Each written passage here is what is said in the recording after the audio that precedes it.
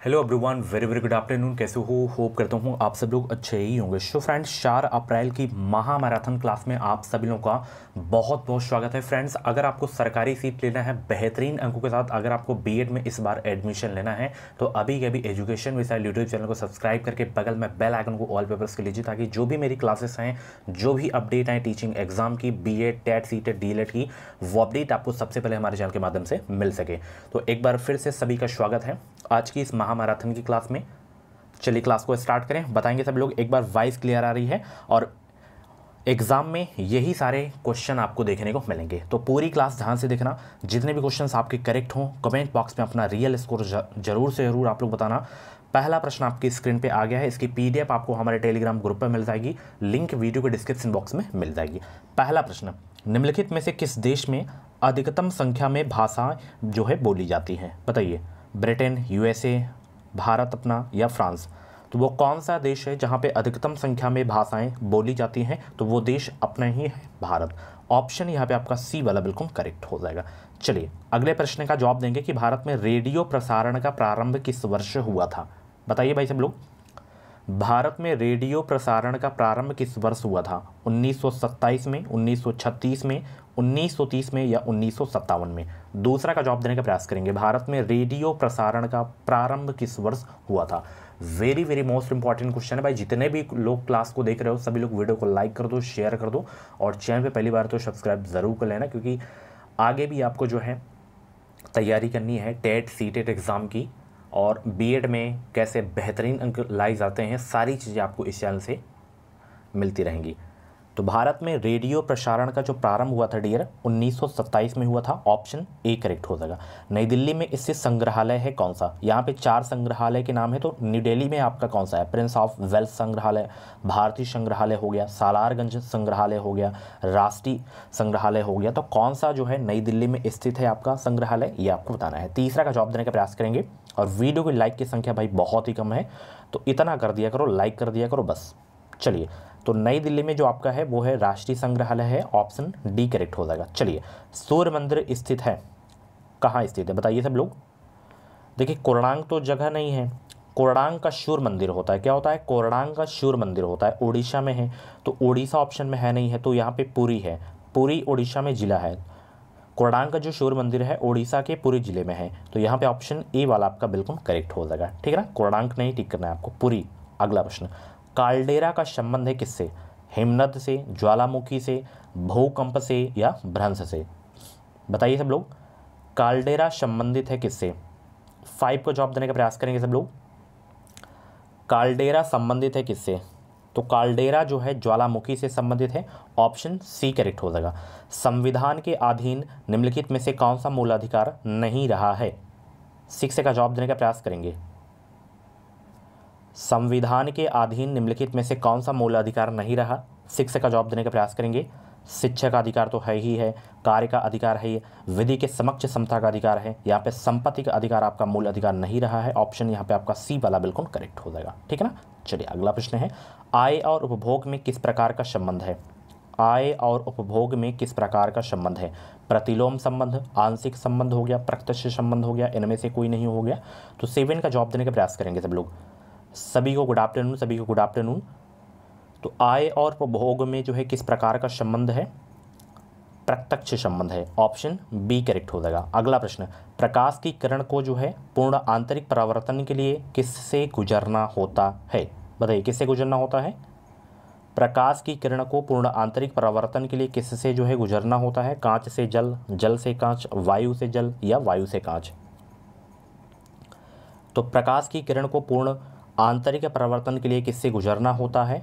तो इसको जो है गुजरना होता है कांच से जल में। ठीक है ना, ऑप्शन ए करेक्ट हो जाएगा। हमारे शरीर में कुल कितनी मांसपेशियां होती हैं?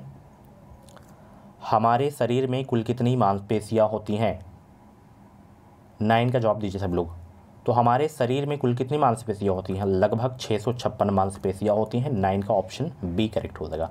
अगला प्रश्न है, पृथ्वी के ऊपर के 4 क्षेत्रों में सबसे कम ऊंचाई किसकी है? बहुत ही अच्छा प्रश्न है।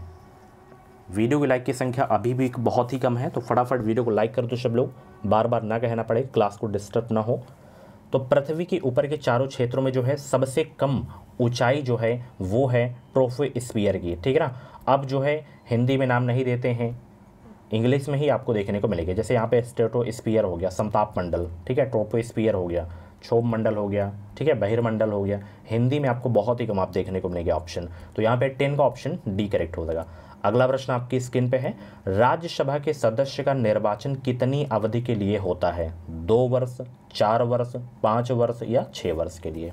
बताइए भाई सब लोग, राज्यसभा के सदस्य का निर्वाचन कितनी अवधि के लिए होता है?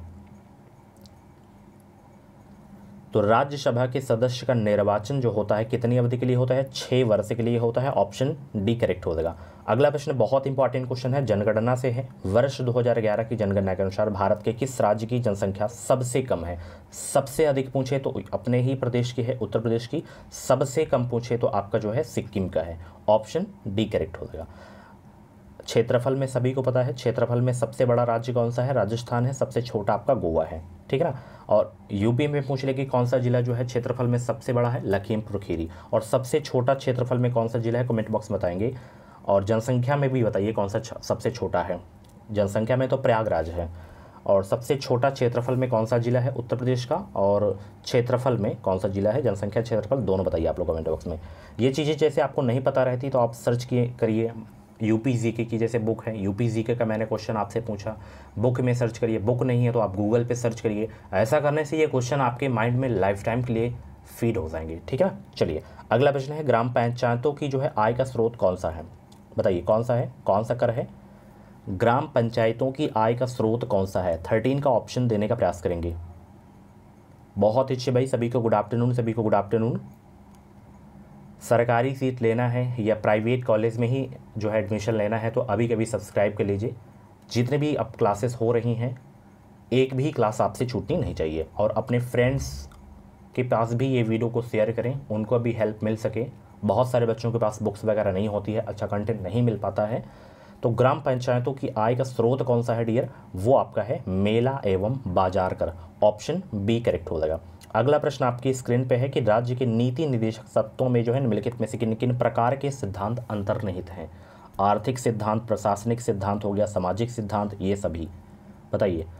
राज्य के नीति निर्देशक तत्वों में निम्नलिखित में से किन किन प्रकार के सिद्धांत अंतर्निहित हैं? तो सभी सिद्धांत आपके जो हैं आर्थिक सिद्धांत है, सामाजिक सिद्धांत है, प्रशासनिक सिद्धांत है, ये सभी आपके सही हो जाएंगे। अगला प्रश्न आपकी स्क्रीन पे है कि भारतीय संविधान में राज्य के नीति निर्देशक सिद्धांतों को शामिल करने के पीछे मुख्य उद्देश्य क्या था?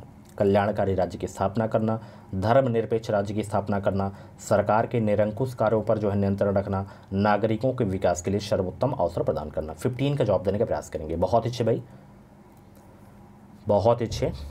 आप लोग स्कोर नहीं बताया करते हो तो स्कोर भी ज़रूर से ज़रूर आप लोग कमेंट बॉक्स में लास्ट में बताया करें। तो भारतीय संविधान में राज्य के नीति निर्देशक सिद्धांतों को शामिल करने के पीछे का जो मुख्य उद्देश्य था डियर, वो था कल्याणकारी राज्य की स्थापना करना। ऑप्शन ए करेक्ट हो जाएगा। चलिए अगला प्रश्न है, किसकी उपस्थिति के कारण चूने का पानी वायु में रखने पर जो है दुधिया हो जाता है? Carbon dioxide, oxygen, nitrogen, sulphur dioxide. 16 का जवाब देने का प्रयास करेंगे। किसकी उपस्थिति के कारण चूने का पानी वायु में रखने पर दुधिया हो जाता है?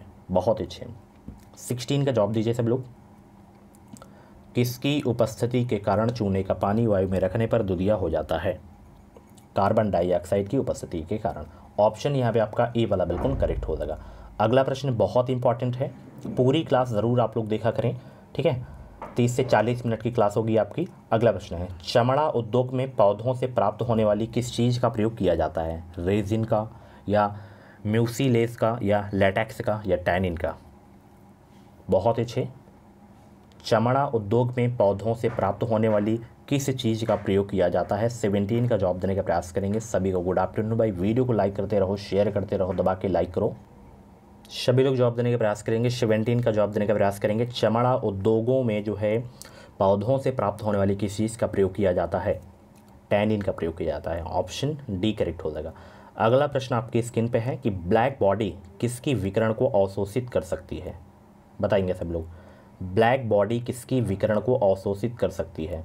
केवल निम्न तरंग दर, केवल उच्च तरंग दर, केवल मध्यवर्ती तरंग दर या सभी तरंग दर?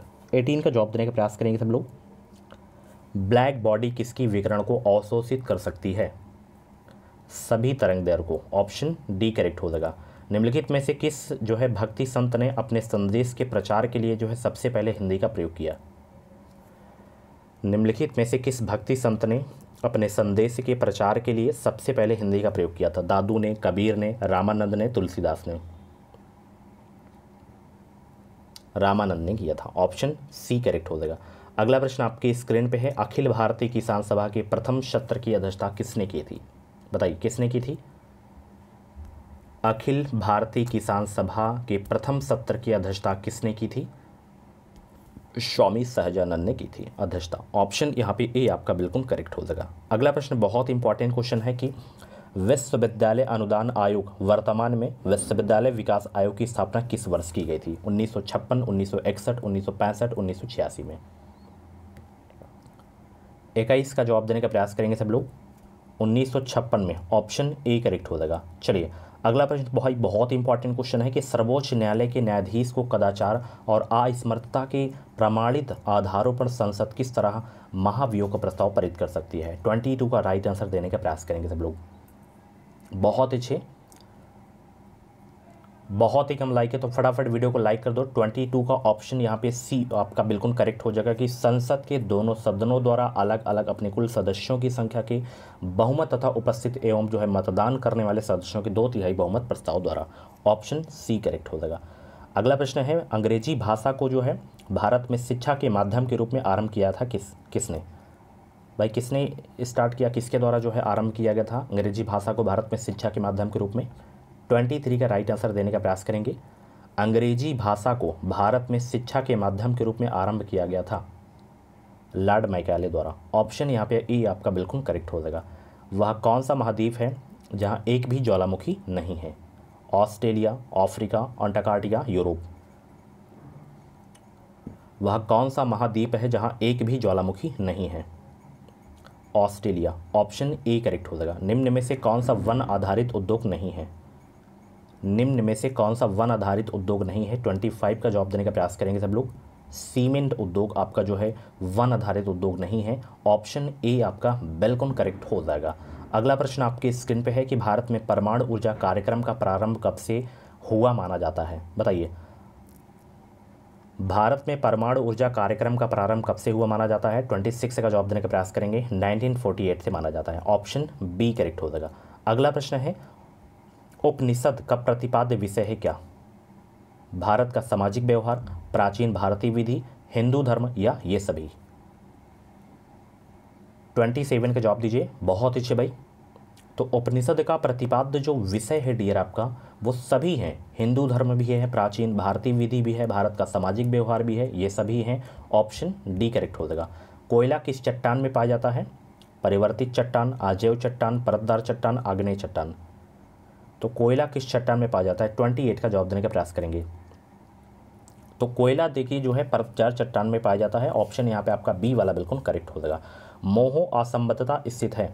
मोहो असंबद्धता स्थित है। 29 का जवाब दीजिए सब लोग। मोहो असंबद्धता स्थित है क्रस्ट तथा मेंटल के बीच में स्थित है। ऑप्शन ए करेक्ट हो जाएगा आपका। अगला प्रश्न है, विश्व में बागानी कृषि सर्वाधिक विकास कहाँ हुआ है? विश्व में जो है बागानी कृषि का सर्वाधिक विकास कहाँ हुआ है ये आपको बताना है। 30 का जवाब देने का प्रयास करेंगे सब लोग। बहुत अच्छे, 30 का जवाब दीजिए सब लोग। बहुत अच्छे भाई। तो यहाँ पे 30 का ऑप्शन डी करेक्ट हो जाएगा कि बागानी कृषि का जो सर्वाधिक विकास हुआ है वो दक्षिण पूर्वी एशिया में हुआ है। 30 का ऑप्शन डी करेक्ट हो जाएगा। अगला प्रश्न है, धरातल के सर्वाधिक भाग पर निम्नलिखित में से किस चट्टान का विस्तार पाया जाता है? धरातल के सर्वाधिक भाग पर निम्नलिखित में से किस चट्टान का विस्तार पाया जाता है? अवसादी चट्टान। ऑप्शन बी करेक्ट हो जाएगा। विश्व में रेशम उत्पादन में अग्रणी राष्ट्र कौन से हैं? भारत, जापान, चीन, दक्षिण कोरिया? 32 को जवाब दीजिए सब लोग। रेशम उत्पादन में अग्रणी राष्ट्र कौन सा है? तो यहाँ पे आपका चीन हो जाएगा। ऑप्शन आपका बी वाला बिल्कुल करेक्ट हो जाएगा। अगला प्रश्न बहुत इंपॉर्टेंट क्वेश्चन है, निम्नलिखित फसलों में से कौन सी फसल भारत में संसार के सभी देशों से अधिक होती है? यहाँ पे गेहूं है, चावल है, गन्ना है, कपास है। तो कौन सी फसल भारत में संसार के सभी देशों से अधिक होती है आपको बताना है। तो वो है कपास, जो कि संसार के सभी देशों से अधिक होती है भारत में। ऑप्शन यहाँ पे आपका डी वाला बिल्कुल करेक्ट हो जाएगा। ठीक है ना। चलिए अगला प्रश्न है, गहरे समुद्री गोताखोरों के जो है श्वसन के लिए ऑक्सीजन के तनुकरण के लिए किस गैस का प्रयोग किया जाता है, ये आपको बताना है। नियॉन का, नाइट्रोजन का, ऑर्गन का या हीलियम का। 34 को जवाब देने का प्रयास करेंगे। जो गोताखोर होते हैं ना, वो ऑक्सीजन के तनुकरण के लिए जो है किस गैस का प्रयोग करते हैं, ये आपको बताना है। तो वो करते हैं हीलियम गैस का प्रयोग। ऑप्शन यहाँ पे आपका डी वाला बिल्कुल करेक्ट हो जाएगा। अगला प्रश्न आपकी स्क्रीन पे है कि आर्द्रता को मापने के लिए किस उपकरण का प्रयोग किया जाता है, बताइए। आर्द्रता को मापने के लिए किस उपकरण का प्रयोग किया जाता है? हाइग्रोमीटर का प्रयोग किया जाता है। बहुत ही अच्छा प्रश्न है। ऑप्शन यहाँ पे आपका बी वाला बिल्कुल करेक्ट हो जाएगा। अगला प्रश्न आपकी स्क्रीन पे है, क्रीम सेपरेटर में दूध में से वसा को किस कारण से अलग किया जा सकता है? सासंजक बल, अभिकेंद्र बल, गुरुत्वीय बल, अपकेंद्री बल। 36 का जवाब दीजिए सब लोग।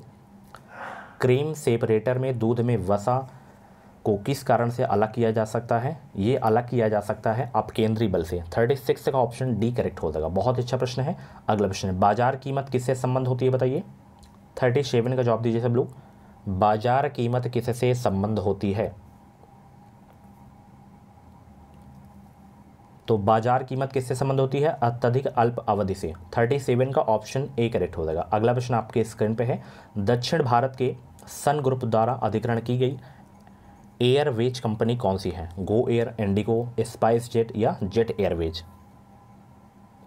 तो दक्षिण भारत के सन ग्रुप द्वारा अधिग्रहण की गई एयरवेज कंपनी कौन सी है? स्पाइस जेट है। ऑप्शन सी आपका बिल्कुल करेक्ट हो जाएगा।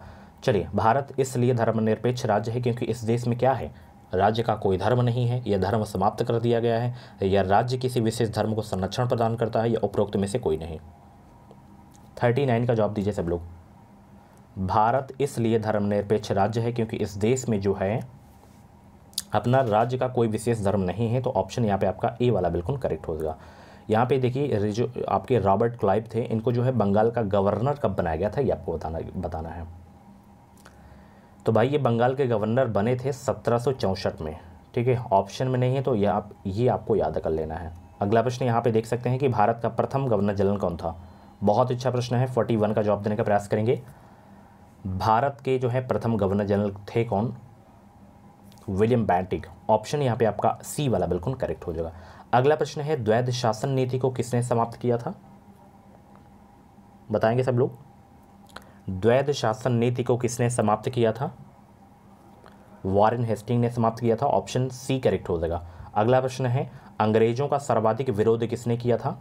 अंग्रेजों का सर्वाधिक विरोध किसने किया था? राजपूतों ने, मुगलों ने, सिखों ने या मराठों ने?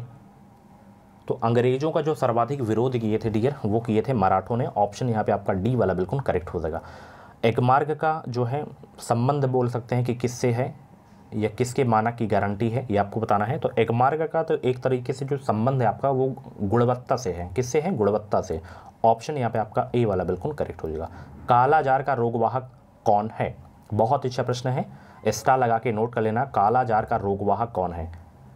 तो काला जार का रोगवाहक जो आपका मच्छर है, सिकता मक्खी है। ऑप्शन यहाँ पे आपका जो है डी वाला बिल्कुल करेक्ट हो जाएगा।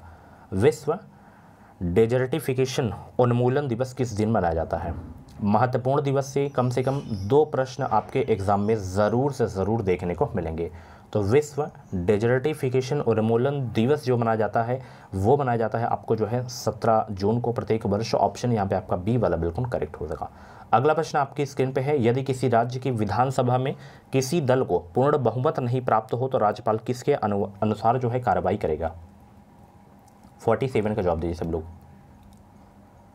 यदि किसी राज्य की विधानसभा में किसी दल को पूर्ण बहुमत नहीं प्राप्त हो तो राज्यपाल किसके अनुसार कार्रवाई करेगा?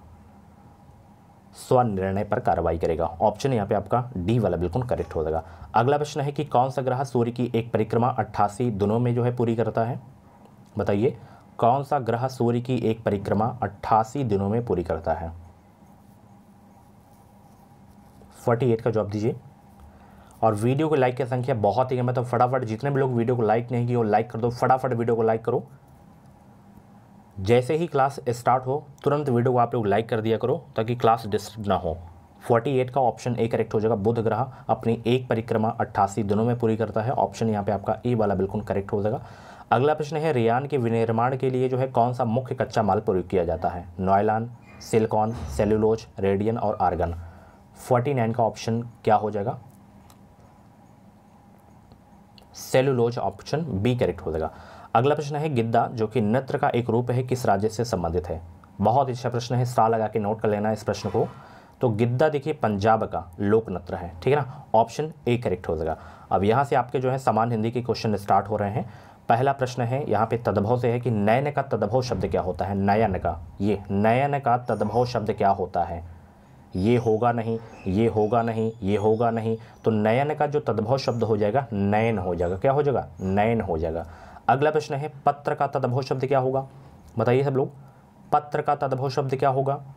पात्र होगा नहीं, पत्र होगा नहीं, पत्र होगा नहीं, तो पत्र का तद्भव शब्द क्या हो जाएगा? पत्ता हो जाएगा। ऑप्शन यहाँ पे आपका सी वाला बिल्कुल करेक्ट हो जाएगा। अंटी मारना का क्या अर्थ होता है?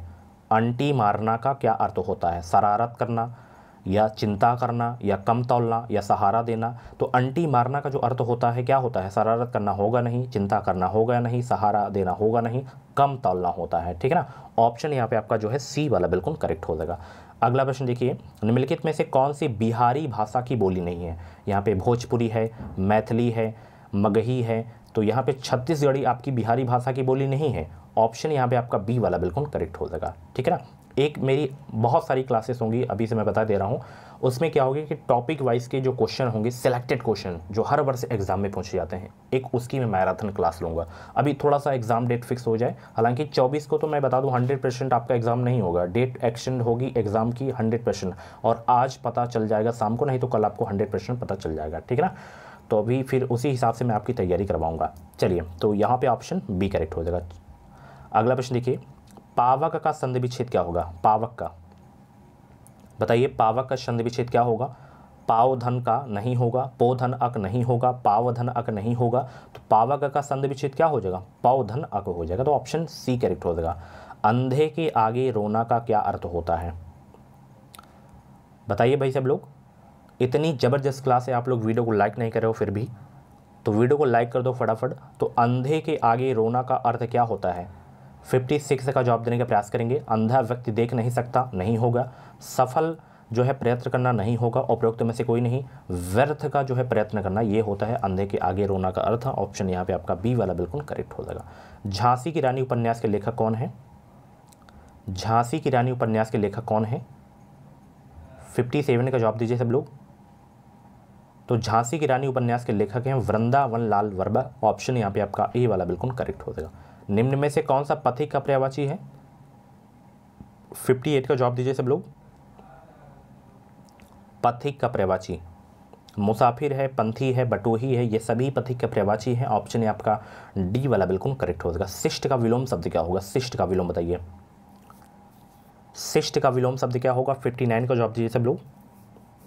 एक ऑप्शन छिपा हुआ है, तो ये देखिए विशिष्ट एक छिपा हुआ है। तो शिष्ट का विलोम होता है आपका आशिष्ट होता है। क्या होता है? आशिष्ट होता है। ऑप्शन सी करेक्ट हो जाएगा। बच्चों को थपकी देकर सुलाने का गीत कहलाता है क्या? लौरी, होरी, लोरी या पोरी?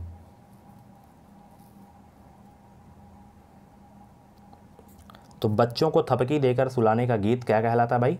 लोरी कहलाता है। ऑप्शन बी करेक्ट हो जाएगा। अनुकूल में कौन सा समास है? द्विगु समास होगा नहीं, कर्मधारय होगा नहीं, तो इन दोनों में से बताइए कौन सा होगा? तत्पुरुष और अव्ययी भाव में से कौन सा होगा अनुकूल में? अनुकूल, अनु उपसर्ग लगा हुआ है ना, तो जहाँ पे उपसर्ग लगा रहता है वहाँ पे आपका अव्ययी भाव समास हो जाता है। ऑप्शन सी करेक्ट हो जाएगा। सत्पुरुष में उपसर्ग बताना है। सत्पुरुष में, सत्पुरुष में कौन सा उपसर्ग है?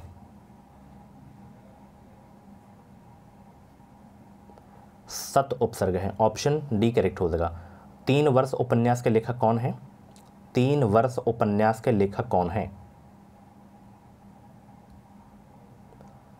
तो 3 वर्ष उपन्यास के जो लेखक हैं वो हैं आपके जो है भगवती चरण वर्मा। ऑप्शन बी करेक्ट हो जाएगा। काली आंधी के रचयिता कौन है बताइए? 64 का जवाब दीजिए। काली आंधी के रचयिता कौन है? कमलेश्वर, कमलेश बोहरा, यशपाल या खुशवंत सिंह? तो काली आंधी के जो रचयिता हैं डियर वो हैं कमलेश्वर, ऑप्शन ए आपका बिल्कुल करेक्ट हो जाएगा। अगला प्रश्न है उसने कहा था कहानी के लेखक कौन है? 65 का जवाब दीजिए सब लोग। उसने कहा था कहानी के लेखक कौन है? तो उसने कहा था कहानी के जो लेखक हैं वो हैं Chandradhar Sharma Guleri, option C correct हो जाएगा। निम्नलिखित में से समूहवाचक संज्ञा है झुंड, सभा, सेना या ये से भी। तो समूहवाचक संज्ञा के उदाहरण कौन कौन से हैं? तो झुंड भी समूहवाचक संज्ञा में आता है, सभा भी आती है एंड सेना भी आती है। तो ऑप्शन यहाँ पे आपका सी वाला बिल्कुल करेक्ट हो जाएगा। सरस्वती का पर्यायवाची जो है निम्न में से कौन सा नहीं है आपको बताना है। 3 इसमें सरस्वती के जो है पर्यायवाची हैं, एक नहीं है, कौन सा ये आपको बताना है। 67 का जवाब दीजिए।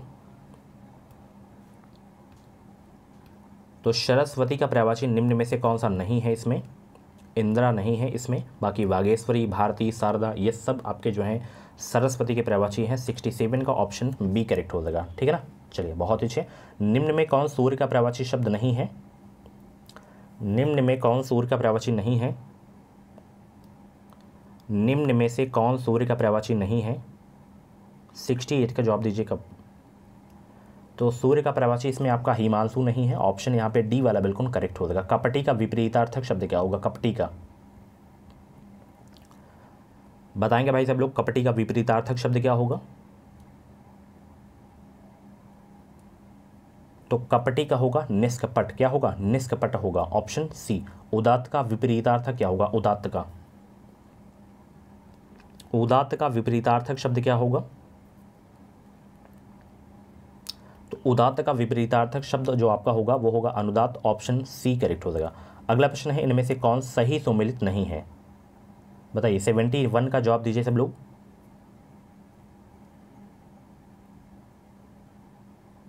बहुत अच्छे।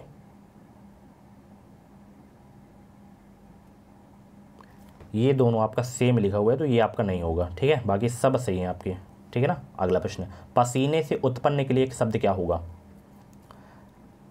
पसीने से उत्पन्न के लिए एक शब्द क्या होगा?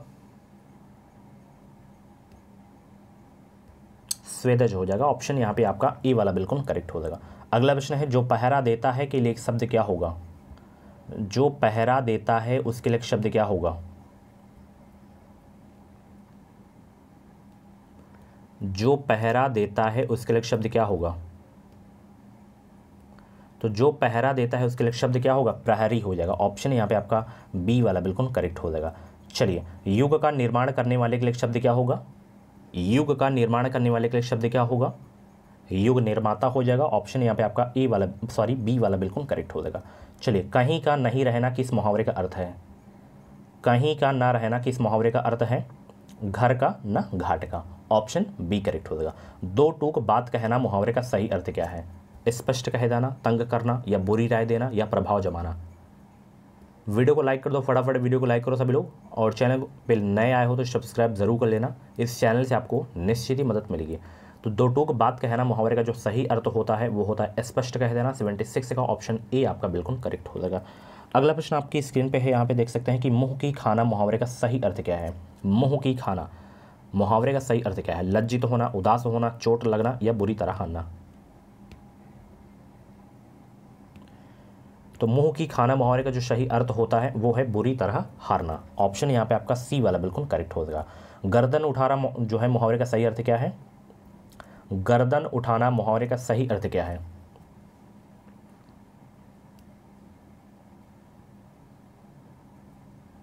हानि पहुंचाना होता है। क्या होता है डियर? सॉरी, प्रतिवाद करना होता है इसका, ठीक है। ऑप्शन यहाँ पे आपका ए वाला बिल्कुल करेक्ट हो जाएगा। गर्दन उठाना मुहावरे का अर्थ होता है प्रतिवाद करना। अगला प्रश्न है, विष्णु प्रभाकर द्वारा रचित आवारा मसीहा किसकी जीवनी है? आवारा मसीहा किसकी जीवनी है? बताइए। 79 का जवाब दीजिए।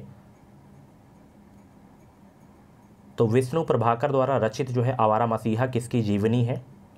तो ये है शरत चंद्र चट्टोपाध्याय की, ऑप्शन यहाँ पे आपका बी वाला बिल्कुल करेक्ट हो जाएगा। किस वाक्य में क्रिया भूतकाल में नहीं है? किस वाक्य में क्रिया भूतकाल में नहीं है?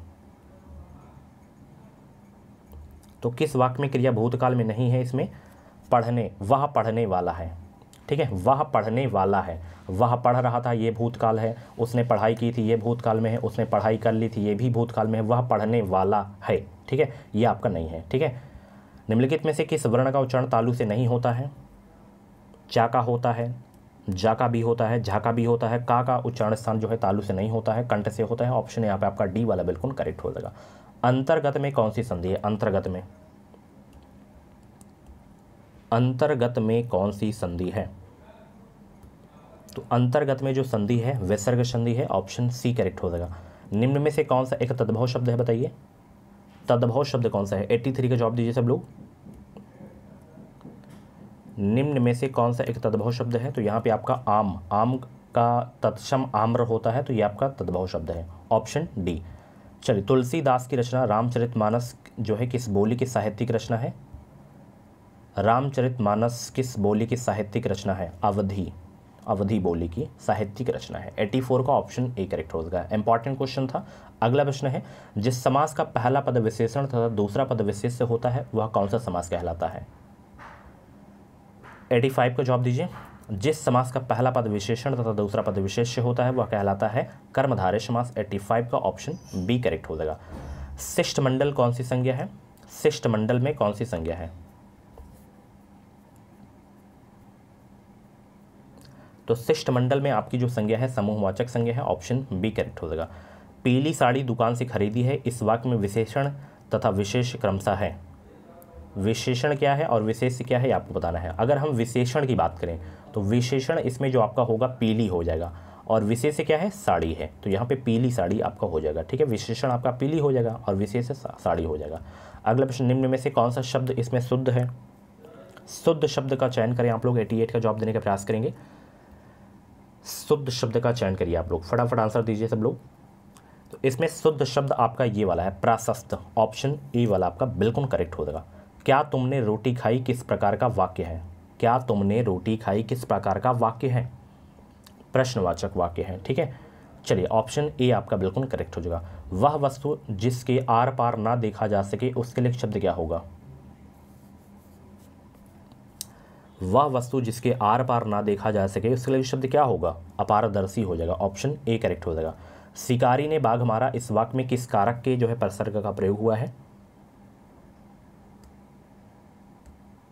कर्म कारक हो जाएगा। ऑप्शन यहाँ पे ए आपका बिल्कुल करेक्ट हो जाएगा। मिठास शब्द में किस जो है प्रत्यय का प्रयोग हुआ है? मिठास में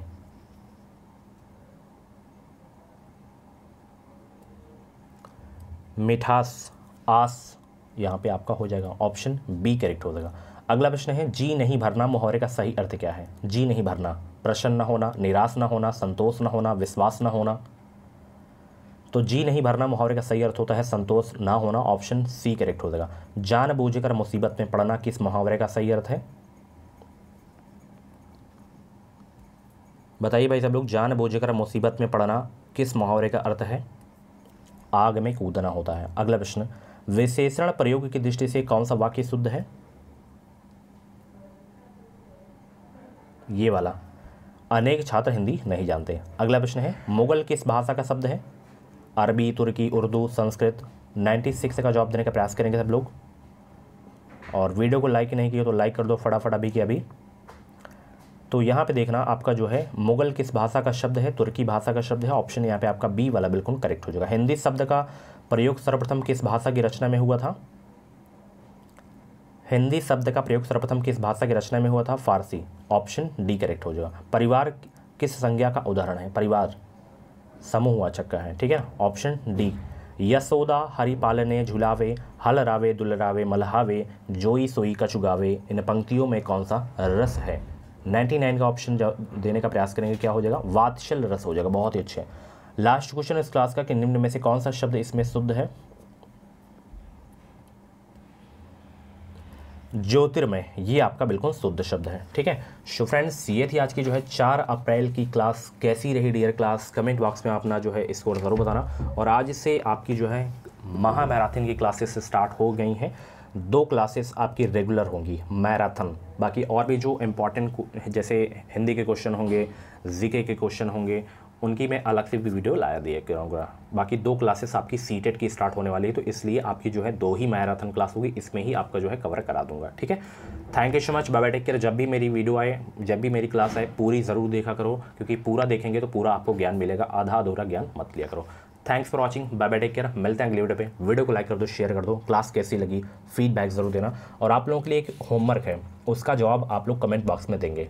क्वेश्चन ये है कि घा वर्ण का उच्चारण, ये जो आपका घा है, घा वर्ण का उच्चारण किससे होता है? मूर्धा से, कंठ से, तालु से, दंत से? इसका जवाब दीजिएगा। Thanks for watching, bye bye, take care.